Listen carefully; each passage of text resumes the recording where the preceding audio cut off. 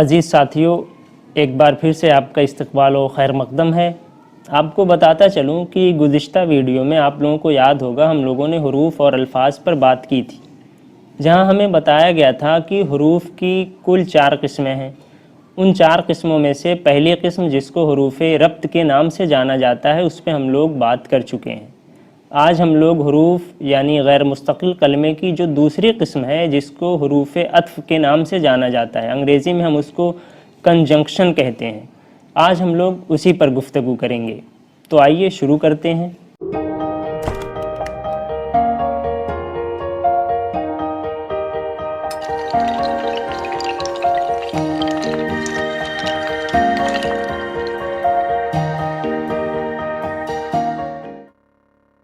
عطف کے لغوی معنی پھیرنا اور موڑنا کے ہوتے ہیں۔ چونکہ حرف عطف کے ذریعے ہم 2 یا 2 سے زیادہ لفظوں یا پھر 2 یا 2 سے زیادہ جملوں کو کسی ایک حکم کی طرف پھیر دیتے ہیں، اس لیے ایسے حروف کو حروف عطف کے نام سے جانا جاتا ہے۔ مثال کے طور پر اگر ہم کہیں کہ خالد بازار جا رہا ہے، تو یہاں ہم ایک لفظ خالد کو بازار جانے کے حکم کی طرف پھیر رہے ہیں، لیکن اگر ہم خالد کے ساتھ ایک اور لفظ جوڑ دیں اور کہہ دیں کہ خالد اور خالدہ بازار جا رہے ہیں، تو یہاں ہم بازار جانے کے حکم کی طرف خالد کے ساتھ ساتھ ایک اور لفظ خالدہ کو جوڑ کر کے دونوں کو ایک ہی حکم کی طرف پھیر دے رہے ہیں۔ تو یہاں اور لفظ کا استعمال کرتے ہوئے ہم دونوں کو پھیر رہے ہیں، یا اور حرف کا استعمال کرتے ہوئے ہم خالد اور خالدہ کو ایک حکم کی طرف پھیر اور موڑ رہے ہیں، تو اس لیے اور جو حرف ہے وہ حرف عطف کہلائے گا۔ اسی طرح سے اگر ہم 2 جملے کو آپس میں جوڑیں اور جس حرف کی مدد سے جوڑیں گے وہ حرف عطف کہلائے گا، جیسے میں اسکول جا رہا ہوں اور وہ بازار جا رہا ہے، تو یہاں پہلا جملہ ہے میں اسکول جا رہا ہوں اور دوسرا جملہ ہے وہ بازار جا رہا ہے، اور ان دونوں جملوں کو جوڑنے کا کام اور حرف کر رہا ہے، تو یہ اور حرف عطف کہلائے گا۔ آئیے اب عطف کے اصطلاحی معنی کو جانتے ہیں۔ عطف کے اصطلاحی معنی یہ ہیں کہ 2 یا 2 سے زیادہ لفظوں یا پھر 2 یا 2 سے زیادہ جملوں کو ملانے والے حرف کو ہم حرف عطف یا حروف عطف کے نام سے جانتے ہیں۔ مثال اس کی بھی وہی ہے جو ہم لوگوں نے ابھی سنی کہ خالد اور خالدہ بازار جا رہے ہیں، تو یہاں اور حرف عطف ہے، یا میں اسکول جا رہا ہوں اور وہ بازار جا رہا ہے، تو یہاں بھی اور حرف عطف ہے۔ اس کے علاوہ وا، کی، یا، پس، لیکن، بلکہ، مگر، جو، اگر، پھر، سو، اس لیے، لہٰذا، بنابراں، کیونکہ، تاکہ، جب، خواہ، مبادا، بھی، یہ تمام جتنے حروف ہیں ان کو ہم حروف عطف کے زمرے میں یا کیٹیگری میں رکھتے ہیں۔ حروف عطف کی کئی قسمیں ہیں، جن میں سے 7 قسمیں زیادہ اہم ہیں۔ ہم لوگ ان 7 قسموں پر بات کریں گے۔ آئیے پہلے ان 7 قسموں کے نام جان لیتے ہیں۔ پہلی قسم کو وصل کہا جاتا ہے، دوسری قسم تردید کہی جاتی ہے، تیسری قسم کو استدراک کے نام سے جانا جاتا ہے، چوتھی قسم استثناء ہے، پانچویں کو شرط کہتے ہیں، چھٹی علت کہی جاتی ہے، اور 7ویں کا نام بیانیہ ہے۔ اب ہم لوگ ایک ایک پر، یعنی یہ جو 7 قسمیں ہیں ان میں سے ہر ایک قسم پر تفصیلی گفتگو کریں گے۔ حروف عطف کی پہلی قسم کو وصل کہا جاتا ہے۔ وصل کے لغوی معنی ہوتے ہیں ملنا اور ملاقات کرنا کے۔ وصل کے ذریعے چونکہ 2 لفظوں یا 2 جملوں کو ملایا جاتا ہے، اس کے ذریعے سے 2 لفظ یا 2 جملے آپس میں ملتے اور ملاقات کرتے ہیں، تو اس لیے اس حرف کو حرف وصل یا حروف وصل کہا جاتا ہے۔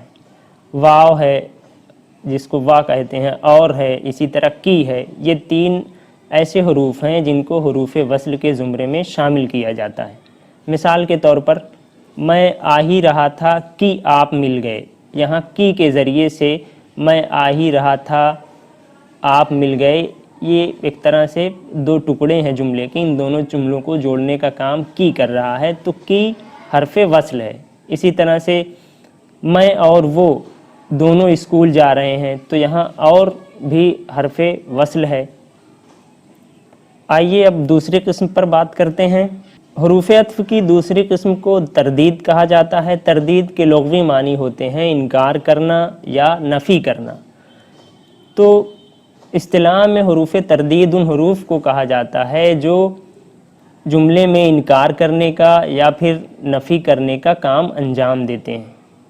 مثال کے طور پر نہ یا خواہ یا چاہے، یہ حروف تردید ہیں۔ جیسے نہ وہ آیا اور نہ میں گیا، تو یہاں جو نہ آ رہا ہے وہ حرف تردید کہلائے گا۔ اسی طرح سے خواہ تم آؤ یا نہ آؤ، یہاں جو خواہ آ رہا ہے وہ بھی حروف تردید میں سے ہے۔ حروف عطف کی تیسری قسم کو استدراک کہتے ہیں۔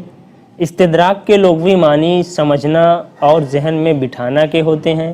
اصطلاح میں حروف استدراک ان حروف کو کہتے ہیں جو جملے میں موجود اجنبیت یا بیگانگی یعنی غیر مانوسیت کو رفع کرتے ہیں، دور کرتے ہیں، اور جو جملے میں شک و شبہ ہوتا ہے اس کو دور کرنے کا کام انجام دیتے ہیں۔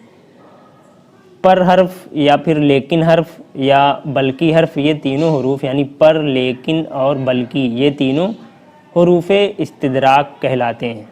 مثال کے طور پر یہ سچ ہے پر وہ نہیں مانتا، یہاں پر حرف کے ذریعے جو جملے میں اجنبیت تھی وہ دور کر دی گئی، یا جو شک و شبہ تھا وہ نہیں مانتا، اس کی ایک طرح سے جو شک تھا وہ دور کرنے کے لیے یہ کہہ دیا گیا یہ سچ ہے پر۔ تو پر کے ذریعے سے جملے کے دو ٹکڑے کو جوڑا جا رہا ہے اور جملے میں جو اجنبیت ہے، جو بیگانگی ہے، وہ دور کی جا رہی ہے۔ اسی طرح سے میں آج نہیں بلکہ کل آؤں گا، اب یہاں بھی ایک طرح کی جو اجنبیت ہے، جو بیگانگی ہے، وہ بلکہ حرف کے ذریعے سے دور کی جا رہی ہے۔ میں آج نہیں آؤں گا بلکہ کل آؤں گا، تو یہاں بلکہ حرف استدراک ہے۔ اس کے بعد جو چوتھی قسم ہے اس کو استثناء کہتے ہیں۔ استثناء کے لغوی معنی ہوتے ہیں جدا اور علیحدہ کرنا، یعنی کسی چیز کو الگ کرنا، کسی چیز کو بانٹنا، ڈیوائیڈ کرنا۔ حروف استثناء ان حروف کو کہتے ہیں جو جملے میں کسی عام حکم یا کسی شخص یا چیز کو علیحدہ کرنے کا کام کرتے ہیں۔ یعنی جملے میں کوئی عام حکم ہے جو کامن طور پہ سب پہ لاگو کیا جا رہا ہے، سب پہ لگایا جا رہا ہے، لیکن اس میں سے کوئی ایک یا دو شخص کو، چیز کو اس سے الگ کیا جا رہا ہے، تو یہ الگ کرنا استثناء کہلاتا ہے۔ مگر، الا، یہ دو حروف ایسے ہیں جو استثناء کے زمرے میں رکھے جاتے ہیں۔ مثال آپ دیکھ لیں دو جملے میں کہ حرف استثناء کیسے استعمال کیے جاتے ہیں۔ جیسے مان لیجئے سب آئے مگر وہ نہیں آیا۔ سب آئے کامنلی عام طور پہ سب کو شامل کیا گیا، لیکن اس میں مگر کہہ کر کے تم نہیں آئے، تم کو اس حکم سے الگ کر دیا گیا۔ اسی طرح سے کوئی معبود نہیں ہے الا خدا کے، یہاں کوئی معبود نہیں ہے، کامن یا عام طور پہ کہہ دیا کہ کوئی معبود نہیں ہے، پھر اس حکم سے ایک شخص کو یا ایک لفظ کو الگ کر دیا گیا، الا یعنی مگر اللہ معبود ہے، یعنی اللہ کے علاوہ جتنے بھی لوگ ہیں کوئی معبود نہیں، صرف اللہ معبود ہے۔ تو یہاں الا کے ذریعے سے ہم ایک لفظ کو یا ایک شخص کو اس حکم سے الگ کر رہے ہیں۔ پانچویں قسم جو ہے اس کو شرط کہا جاتا ہے۔ شرط کے لغوی معنی قید اور پابندی لگانے کے ہیں۔ اصطلاح میں حروف شرط ان حروف کو کہتے ہیں جو جملے میں شرط یا قید لگانے کے موقع پر استعمال کیے جاتے ہیں۔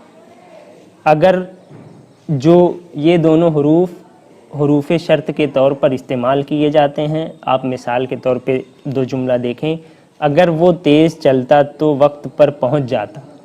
اب یہاں وقت پر پہنچنے کی شرط کیا لگائی جا رہی ہے؟ اگر وہ تیز چلتا، تو یہاں اگر کے ذریعے سے شرط لگا دی جا رہی ہے۔ اسی طرح سے دوسرا جملہ دیکھ لیجئے، جو تم نے میری بات نہ مانی تو پچھتاؤ گے۔ پچھتانے کا ریزن کیا بتا رہے ہیں؟ اس کے لیے ایک شرط لگاتے ہوئے یہ بتا رہے ہیں کہ تم نے میری بات نہ مانی، تو جو کے ذریعے سے شرط لگائی جا رہی ہے، اس لیے جو یا اگر یہ دونوں حروف شرط میں شامل کیے جائیں گے۔ حروف عطف کی چھٹی قسم کو علت کہا جاتا ہے۔ علت کے لغوی معنی ہوتے ہیں وجہ اور سبب کے، جس کو ہم ریزن یا کارن کہتے ہیں۔ حروف علت ان حروف کو کہتے ہیں جو جملے میں کسی وجہ یا سبب کو ظاہر کرنے میں مدد کریں، یعنی جملے میں کوئی ریزن بتایا جا رہا ہے، کوئی کارن بتایا جا رہا ہے، اور اس کارن یا ریزن کو بتانے میں ہیلپ فل ثابت ہونے والے حروف کو حروف علت کہا جاتا ہے۔ لہٰذا، پس، کیونکہ یہ تینوں حروف حروف علت کے زمرے میں آتے ہیں۔ مثال کے طور پہ آپ جملہ دیکھ لیں جس میں حروف علت کا استعمال کیا گیا ہے۔ آپ نے کہا پس میں حاضر ہو گیا۔ یہاں حاضر ہونے کا کارن کیا بتایا گیا ہے؟ آپ نے کہا پس کے ذریعے سے کارن بتا رہے ہیں۔ اسی طرح سے وہ آج نہیں آئے گا کیونکہ وہ بیمار ہے۔ اس کے نہ آنے کا کارن کیا بتایا جا رہا ہے؟ بیمار ہے۔ کس حرف کے ذریعے سے بتانے کی کوشش کی جا رہی ہے؟ کیونکہ کے ذریعے سے۔ تو یہاں کیونکہ حرف علت کہلائے گا۔ ساتویں قسم جس کو بیانیہ کہا جاتا ہے، بیانیہ کے لغوی معنی ہوتے ہیں وضاحت اور بیان کرنا، یعنی کسی چیز کو ایکسپلین کرنا۔ تو جو حروف کسی جملے میں ایکسپلین کرنے میں، وضاحت کرنے میں مددگار ثابت ہوتے ہیں، ہم ان کو بیانیہ کہتے ہیں۔ مثال کے طور پر کی جو حرف ہے، کی، کاف اور چھوٹی ہا، کی، اس حرف کو حروف بیانیہ کے زمرے میں رکھا گیا ہے۔ مثال آپ دیکھیں، استاد نے طالب علم سے کہا کہ سبق یاد کر لو۔